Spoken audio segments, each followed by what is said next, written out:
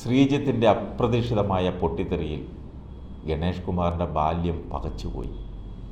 ഒരു മന്ത്രിയുടെ മുന്നിൽ എന്നും സ്വന്തം വകുപ്പിൻ്റെ മേധാവിയുടെ സല്യൂട്ട് മാത്രം സ്വീകരിച്ചിട്ടുള്ള ഗണേഷ് കുമാർ കുറച്ചു നേരത്തേക്ക് ശ്വാസം പോലും കിട്ടാതെ നാണം കെട്ട് തലകുനിച്ച് നിശബ്ദനായി നിന്നുപോയി. പോലീസുകാരനായ ശ്രീജിത്തിൻ്റെ കയ്യിൽ നിന്നും മുഖമടച്ച് അടി കിട്ടുമെന്ന് പോലും ഒരു നിമിഷം പേടിച്ചുപോയി. അത്രയ്ക്ക് ഒച്ചത്തിലും ദേഷ്യത്തിലും പ്രകോപനത്തിലുമാണ് ശ്രീജിത്ത് പ്രതികരിച്ചത്. ഒരു മന്ത്രിയായിട്ടല്ല, ഒരു കേസിലെ പ്രതിയോട് പോലും ശ്രീജിത്ത് ഇങ്ങനെ പ്രതികരിച്ചിട്ടില്ലെന്നാണ് ശ്രീജിത്തിനെ അറിയാവുന്നവർ പറഞ്ഞത്. അളമുട്ടിയാൽ ചേരയും കടിക്കും. ശ്രീജിത്തിനോടാ കളി. ഗണേഷ് കുമാർ മന്ത്രിയാണെങ്കിൽ ഒട്ടും മോശമല്ല ശ്രീജിത്ത്. അയാൾ IPS കാരനാണ്. കഷ്ടപ്പെട്ട് പഠിച്ചു പാസ്സായിട്ട് IPS നേടി കേരള പോലീസിലെത്തിയതാണ്. അല്ലാതെ ഒരു സുപ്രഭാതത്തിൽ IPS യൂണിഫോം എടുത്തണിഞ്ഞതല്ല.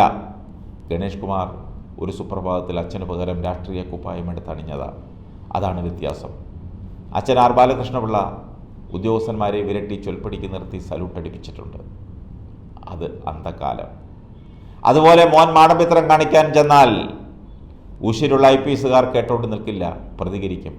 ഇത് കാലം വേറെയാണ്. പണ്ട് അച്ഛൻ മന്ത്രിയായിരുന്നപ്പോൾ പനമ്പള്ളി ഗോവിന്ദ മേനോൻ്റെ മരുമകൻ മുകുന്ദൻ മേനോനായിരുന്നു KSRTC MD. അദ്ദേഹത്തെയൊക്കെ വരച്ച വരയിൽ സല്യൂട്ട് അടിപ്പിച്ച് നിർത്തിയിട്ടുണ്ട്. അതൊക്കെ ഓർത്തായിരിക്കും ശ്രീജിത്തിൻ്റെ മുകളിൽ കുതിര കയറാൻ ചെന്നത്. നടക്കില്ല മോനെ, നടക്കില്ല. ഉശിരുള്ള IPS കാരന് ഇയാളുടെ പൊട്ടുമണി അദ്ദേഹത്തിൻ്റെ മുന്നിൽ നടക്കില്ല. ഗണേശപിള്ളിക്ക് ശ്രീജിത്തിനോടുള്ള കലിപ്പ് എന്താണെന്നറിയാമോ? വളരെ സിമ്പിൾ. അതറിയാൻ പാഴൂർ പഠിക്കലൊന്നും പോകണ്ട. മന്ത്രിയായി സത്യപ്രതിജ്ഞ ചെയ്യുന്നതിന് തൊട്ടു മുൻപ് ജീവനക്കാരുടെ സ്ഥലമാറ്റ ഉത്തരവ് ഇറക്കിയതാണ് ഗണേശനെ ചൊടിപ്പിച്ചത്. കിട്ടാനുള്ളത് കിട്ടാതെ വരുമ്പോഴാണല്ലോ സ്വാഭാവികമായും കലിപ്പുണ്ടാകുന്നത്. ശ്രീജിത്തിന് നന്നായി ഗണേശൻ്റെ വില നിലവാരം അറിയാം. വരുമ്പോഴേ ഖജനാവ് നിറയ്ക്കേണ്ടെന്ന് ശ്രീജിത്തും അങ്ങ് തീരുമാനിച്ചു. അതിൻ്റെ ബാക്കി പത്രമാണ് ഈ പൊട്ടിത്തെറി. ശ്രീജിത്തെ, ഏതായാലും ഒരു മന്ത്രിയല്ലേ, ഗണേശൻ്റെ മുഖത്തടിക്കണ്ടായിരുന്നു. മേശപ്പുറത്ത് മുഷ്ടി ചുരുട്ടി ഇടിച്ചത് ആഞ്ഞു തറച്ചത് ഗണേശൻ്റെ നെഞ്ചാമൂടിനാണ്. കൂടെയുള്ളവർ പിടിച്ചു മാറ്റിയില്ലായിരുന്നുവെങ്കിൽ ശ്രീജിത്തിൻ്റെ കൈയുടെ ചൂട് ഗണേശൻ അറിഞ്ഞേനെ. കഴിഞ്ഞ പ്രാവശ്യം മന്ത്രിമന്ദിരത്തിൽ ഒരാളിൻ്റെ കൈയുടെ ചൂടറിഞ്ഞത് നമ്മൾ കണ്ടതാ. ആ പ്രവാസിയുടെ കൈക്ക് നല്ല തഴമ്പായിരുന്നു.